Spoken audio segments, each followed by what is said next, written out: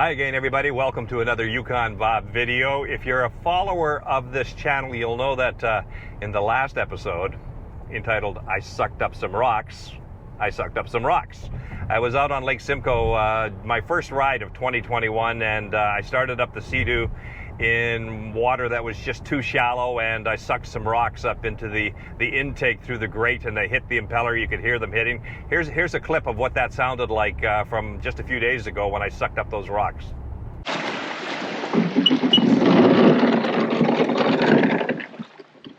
That's a little bit too close, and I thought that might be a problem, but we're okay.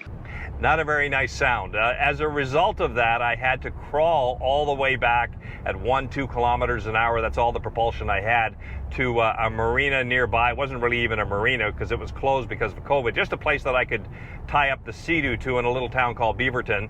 And then what I did is I had to find a ride back to where my truck and trailer was, get the truck and trailer, bring it back, blah, blah, blah. So then what I did is took the Seadoo, once I had it out of the water, to my dealership where I bought it from, Quinn's Marina. But they told me they couldn't even look at it for about 10 days. And I thought, wow, that's a long time, but I guess I'll just have to wait. Then a subscriber, James, contacted me and he said, hey Bob, there's a place called Jet X. It's not all that far from where you live. Give Ryan a call there and see if he can help you out, which is what I did. Ryan said to bring it in the next day. So I went back up to where it was, picked it up, left the marina, Quinn's Marina, brought it back and took it over to Ryan. He had it fixed in 5.5 hours. New wear ring, new impeller. And he actually sent me some photos of what the damage was and what had happened. Here's a look at one of those photos now. This shows the impeller with a couple of nice sized rocks jammed between the impeller and the wear ring in yellow. So he kept me updated on the whole process, and I am on my way now to Jet X, which is in Woodbridge, Ontario, 20 minutes or so from where I live. And I'm going to talk to Ryan. We're going to do a little interview. I'm going to talk to him about his operation, and I'm going to ask him a little bit about what you might do if you find yourself in the same situation I was in, where you suck up some rocks through the impeller, and whether I did the right thing or not by driving it back to the closest marina a couple of kilometers away. Just get some advice from him as to what you should do in a situation like that. So we'll see you at Jet X in just a couple minutes. There's my baby right there, all fixed up, ready to go. Oh, look, they saved me the rocks and the wear ring. See how chewed up that is in there? That's from the impeller with the rocks jammed against it, hitting the inside of that wear ring. Believe it or not, that's about a $90 part. And there's the rocks right there. Save me the rocks. All right, I'm with Ryan now, and I'm at Jet X. Tell me a little bit about Jet X. How long have you guys been in business? A little over 10 years at this location, but watercraft industry over 25. And you service sort of the whole GT area? Pretty much, yeah. We're located in Woodbridge. We've been working on watercraft for a number of years. Kawasaki, Yamaha, Seadoo. We've worked on a lot of the older Polaris and stuff like that as well. Two strokes, done it for years. So motorbikes, ATVs, all that stuff? We do some dirt bikes, ATVs. We do service. We do a fair amount of snowmobiles in the off season as well, just to try and help people out to get on the snow and enjoy some of the winter sports.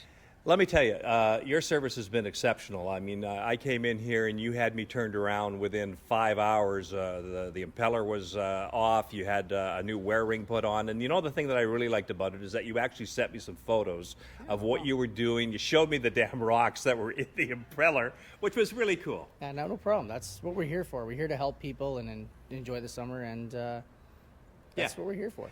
Let me ask you a little bit about the situation that I found myself in, where I sucked up rocks through the intake grate. And, you know, then all of a sudden, I'm not a mechanic. I've got no propulsion. I'm a little ways away from where I need to get to. I knew I couldn't get back as far as I had to go because that was just way too far. You know, but I thought, okay, I could take it to shore. I can have a look at it. But what am I really going to be able to do in a situation like that? In all honesty, when you actually suck up rocks or something that's like something that's large in size, like you had in your pump, there's not much you really can do. So either A, get close to shore, make sure something doesn't happen, you don't overheat the exhaust system, because if you do, you could actually cause more issues, such as potentially sink the machine. You know, either limp it back if you're close to shore, or shut it off, try and get a tow, do whatever you can. You gotta treat it as like your dead car on the side of the road. Now, when I tried to limp back, I mean, I had a little bit of forward propulsion, so that means that impeller was actually turning within the wear ring, right? It was actually turning somewhat. 100%, yeah. So the impeller, even though the rocks are still there, they were lodged in between the two blades. The impeller is still turning. If the engine's running, then the impeller is still turning because it's a direct shaft right from the PTO.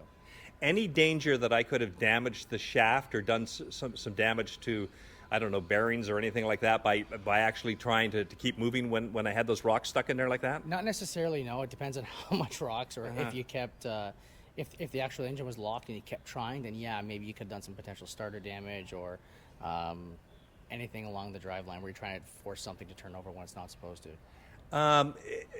You know, I was thinking about this last night, laying in bed, thinking, why don't they put like a screen type of system over top of the grate that doesn't allow rocks to get sucked up? Does it mean there's just not enough water flow then, or to keep rocks out of there? Well, in all honesty, yeah, you know, there's been many theories. Guys have tried stuff. Sometimes it works, sometimes it doesn't. But keep in mind too, you know, the intake grate does basically do its job where it's supposed to protect from rocks. However, it does need that water volume. So if you're not sucking in water, you ain't pushing it out. You gotta kind of treat it like an airplane, right? There's no screens in front of an airplane.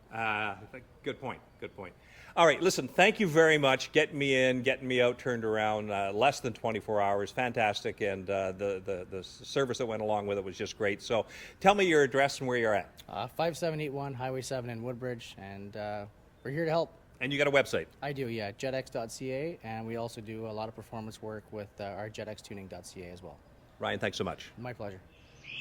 Back home now in the backyard, and just a big thanks to JetX and Ryan and the guys who work there.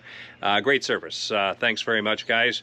I got the Seadoo back probably 8-9 days earlier than I thought I would get it back, so that's really terrific. But do not suck up rocks. It's an expensive proposition. By the time I was done, that was about $800 Canadian with the tax in. You know, that impeller is well over $300. That little yellow wear ring, $90. And then, of course, you got labor to take it all apart, put it all back together. A little bit of lubrication here and there. So I don't advise it. It's not. It's kind of expensive, and it gets old real quick. You need about 3 feet of water underneath your Seadoo, because that propulsion system really has a lot of sucking power, and it'll bring rocks right up off the bottom and suck them up into the through the grate and into the impeller. I know that, and hopefully I don't do that again, at least not this season. Hopefully never again. We'll see. Thanks very much, guys, for watching the Yukon Bob video update, and we'll see you soon out on the water.